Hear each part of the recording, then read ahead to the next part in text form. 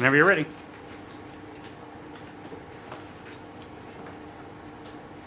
Fools, who do they think they are, trying to push your limits this far?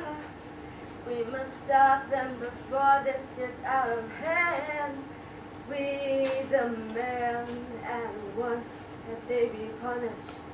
If we don't do something, there will be trouble. Trouble after trouble. The gods punish each generation with never-ending sadness. There is no more hope for Annabelle. It's up to her to choose her fate. What can we do to put an end to this parade? Oh, the mayor will surely use his authority to bring peace to the community. Everyone must obey the law, and whoever doesn't will eventually pay for their actions. There is still hope, her actions are worthy to some, but no one knows yet how things will turn out. Mayor Crawford could decide to do anything to Annabelle. When Henry found out about what could happen to Annabelle, he became so angry. He did not want anything to happen to her. So the decision is made. Don't send me to jail just because I was trying to keep my brother's legacy. You can't do that. Don't blame it on me. It's as much my fault as it is yours. Security, take her away. It's time she learns that she cannot disobey me. Annabelle blatantly disobeyed my decree that her brother Paul was guilty. Yesterday at the trial, the whole story was brought out. Paul, her brother, was the owner of the local speakeasy, and her brother Ed was the mayor. Ed pleaded with Paul so many times to ask him to close down his speakeasy. Then, one night, Ed went to Paul's house to plead with him, but Paul got angry and drew out his gun. In self-defense, Ed pulled out his gun, but Paul shot him. Ed shot him at the same time, and now they're both dead. Annabelle reopened the speakeasy, even though I explicitly told her not to. And now, for some unfathomable reason, my son Henry still wants to marry her, even though she's going to go to jail for the rest of her life. Dad, are you kidding me with this? I still want to marry Annabelle. What are you doing? Why are you yelling at me? Don't you know that I'm only doing this because I love you? Father, I'm your beloved son. I took your advice very seriously, so no romantic entanglement will hold more importance than your guidance. But I still do love Annabelle. Henry, you can't marry someone who's condemned to death. I'm only trying to help you. If her lawyer finds out that you tried to help her, you could be tried as an accomplice. Don't let her bring you down with her. But she's my fiance! By doing this, you're not only hurting me, but you're also hurting the citizens of Chicago. She's no longer your fiance. You can't marry her unless I let you. Yes, I can, and I will. Do you hear what the people of the city are saying? Everywhere they're outraged that you're trying to sentence her to lifetime imprisonment. There are protests everywhere, and they feel so much pity for her. They can't believe what you're doing. What I'm doing?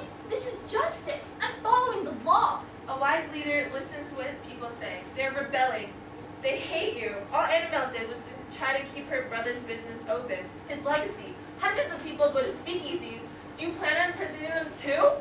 Unless old age has affected me, Henry's words are both reasonable and wise. You expect me to take advice from him? You're nothing but a pathetic, immature boy. Just because I'm young doesn't mean I'm incapable of knowing what's good and what's bad. So you think I'm bad? I am not bad. I'm only trying to punish Annabelle. She thought she was above the law. She needs to be punished. I would not. Her promotion of these speakeasies, it's despicable. I would not defend the guilty, but she does not deserve this punishment. She was just honored her brother as one should. All the people are protesting outside. You want me to listen to the citizens? The citizens? Should I be listening to these alcoholics and gangsters that go to the speakeasies? How would this city be run? People need to listen to me. I am the law. A city for one man is no city at all. You'd be better as the president of a ghost town. Henry, sometimes to be a good leader, you need to make tough decisions. I need to do this for the good of the people.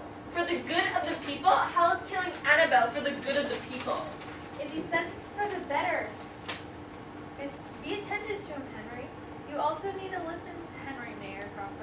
both have wise ideas about the situation.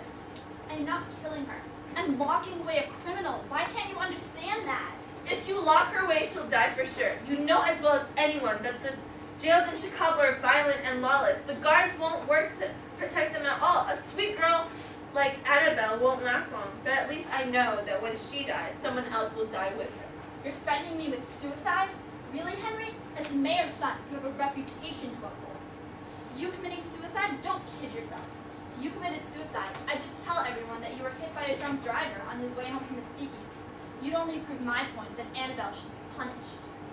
Do you not have any love for me? Do you not have any conscience? No, all you care about is power.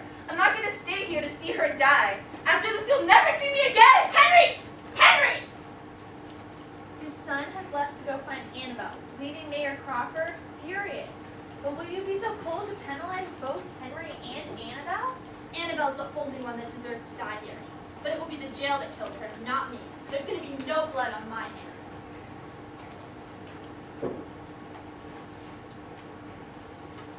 Dear friends, these are my last goodbyes. To jail I go. This is the last time I'll truly see this gorgeous sky. I'll die unmarried and alone. Think about them. Although they want to be killed, in the end, it will be great and glorious to the dead. In freedom, they choose to go alone to hell below.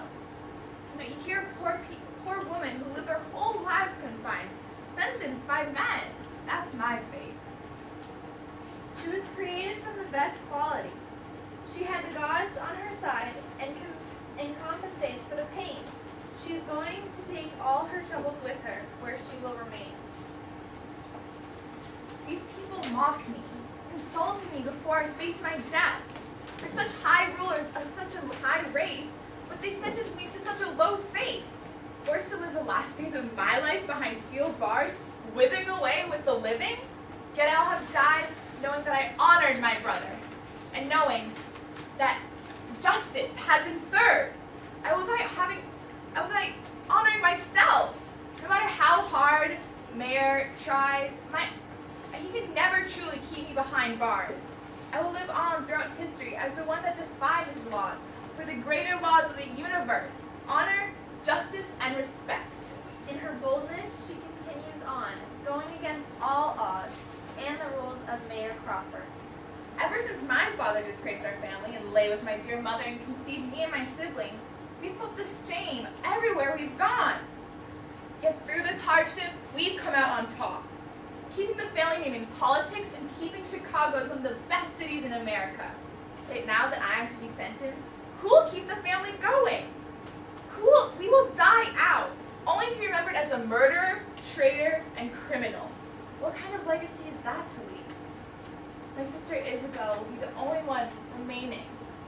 And for us as a family, she'll live life with no prospects and die a widow, just like me. Annabelle, I only have a minute before the guards find me. You must know that my father is pushing for a life sentence. I tried to persuade him not to, but he won't listen to me. The citizens are in uproar about it. Chicago County Jail is no place for a girl like you. It's violent and scary and lawless. My father knows that if you're there, if you don't die, you will live forever in harm's way. Henry, I know, I'm terrified, yet I'll never regret what I did. She doesn't follow the rules that guide her. Unrelenting with a strong force, Annabelle never let down. Henry, I hear someone coming. Goodbye, good luck. No matter what you do, I know you'll be fine. I'll be fine? No. All that awaits me is death. When I'm lonely and alone, it will call to me, and I'll obey. What is there for me in this world? Nothing. Nothing but sorrow, hate. I've done what I was born to do. I kept honor in my family, and I gave justice to my brother. Now that I'm done, I welcome whatever comes next, bold and unrelenting. What he says has no comfort to her. There is nothing left but death. For she is finally free. A sorrowful ending to a tragic life. Let this be a message to you all. You can never escape your fate, no matter how hard you push.